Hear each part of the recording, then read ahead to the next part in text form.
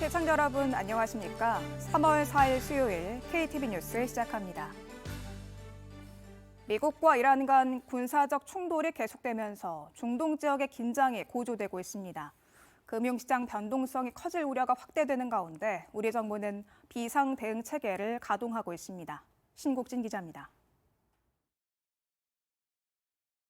미국과 이란의 군사적 충돌이 지속되면서 중동 정세가 긴박하게 전개되고 있습니다. 도널드 트럼프 미국 대통령은 장기전에 대비할 충분한 군사 역량을 갖추고 있으며 이번 작전은 정당했다고 강조했습니다.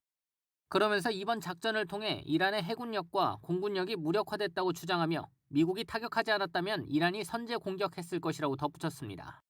We were having negotiations with these lunatics, and it was my opinion that they were going to attack first. 이란은 호르무즈 해협에서 최소 10척의 선박을 향해 미사일 공격을 가했다고 발표하며 대응에 나섰습니다. 또한 차기 최고 지도자로 아야톨라 알리 하메네이 전 최고 지도자의 차남 모즈타바 하메네이를 선출했다고 보도되며 중동 지역의 긴장감이 높아지고 있습니다. 중동 지역 정세가 긴박하게 이어지면서 국내외 경제에는 직격탄을 맞았습니다. 국제 유가는 6%대 상승했고 아시아와 유럽의 천연가스 가격은 최대 40%까지 급등했습니다.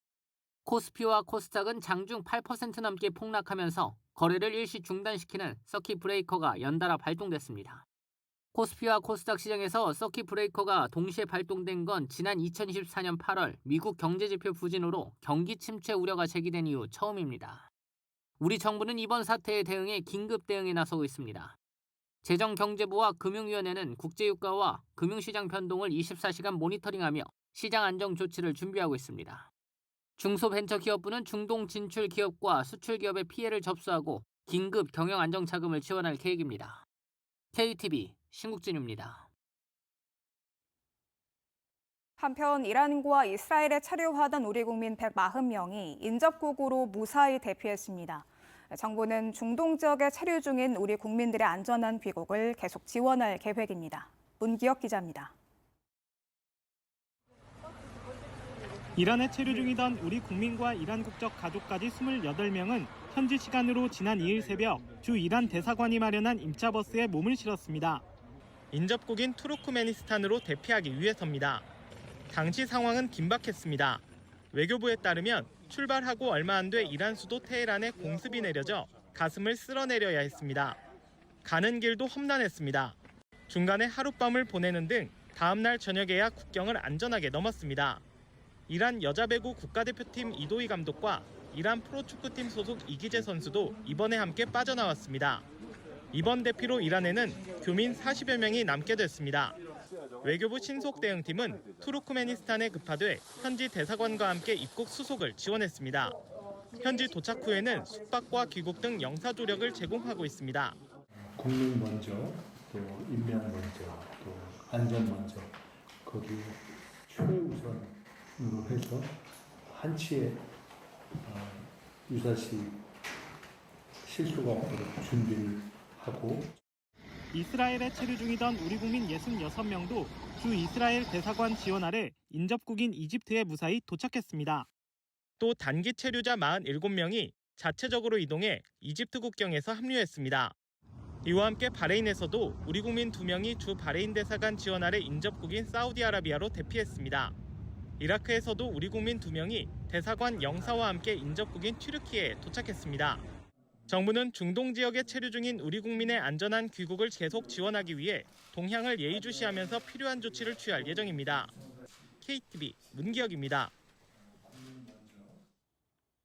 필리핀을 국빈 방문 중인 이재명 대통령이 어제 마르코스 대통령과 정상회담을 했습니다. 한국과 필리핀 양국은 원전과 방산, 조선 협력을 확대한 내용의 양해각서 10건을 체결했습니다. 마닐라에서 이혜진 기자의 보도입니다.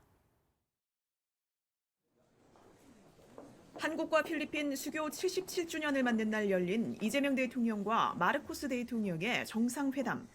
두 정상은 양국의 전략적 동반자 관계를 기반으로 급변하는 경제 안보 환경에서 공동 번영의 길을 모색하기로 했습니다.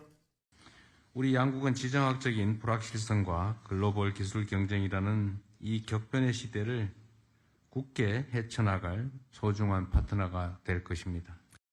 양국은 다양한 전략 분야에서 협력을 강화하는 의미의 MOU 10건을 체결했습니다.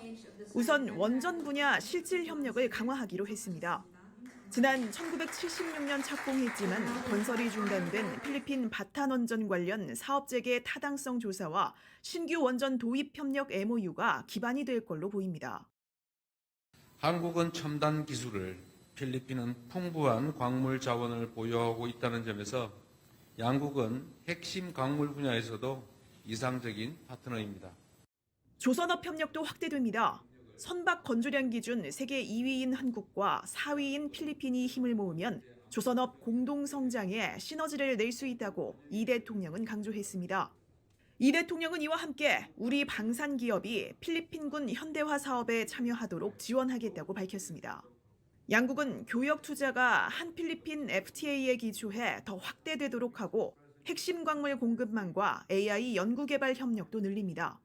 두 정상은 아울러 격변하는 중동 상황에 대해 논의하고 중동의 안정과 평화가 조속히 회복되길 기원했습니다.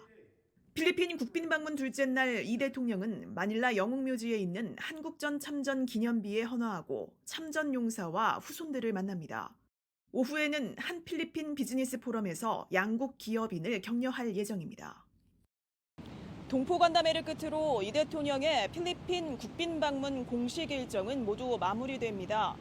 교역 투자부터 미래 유망 분야 협력까지 다양한 순방 성과를 안고 이 대통령은 오늘 귀국길에 오릅니다. 마닐라에서 KTV 이혜진입니다.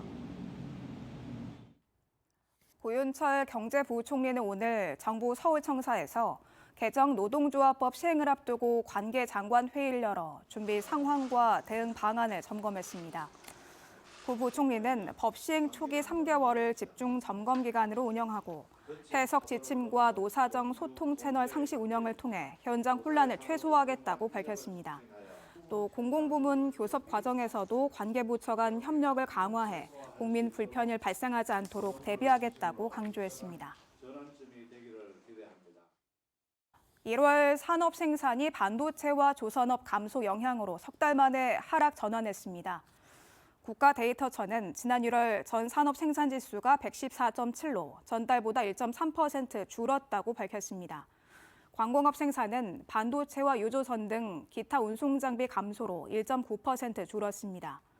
서비스업 생산의 경우 정보통신에서 늘었지만 도소매는 줄어 보합을 기록했습니다.